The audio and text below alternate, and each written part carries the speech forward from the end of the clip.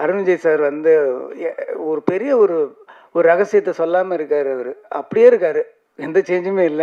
முகத்துல வந்து அன்னைக்கு ஏதாவது ஒரு 20 இயர்ஸ்க்கு முன்னாடி எடுத்த படத்துல ஏதாவது க்ளோஸ்அப்ஸ் விட்டு போச்சுன்னா, ரிலீஸ்க்கு மறுபடியும் ரீஷூட் பண்ணி கூட ஜாயின் பண்ணலாம் போல தெரியுது. அப்படியே இருக்காரு.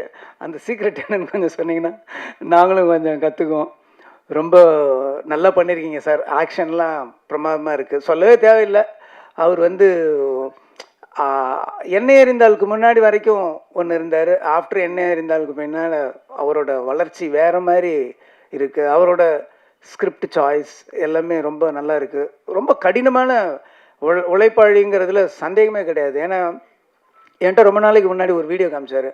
அந்த வீடியோல பார்த்தீங்கன்னா, ஃப்ளைட்ல இருந்து ஜம்ப் பண்றாரு.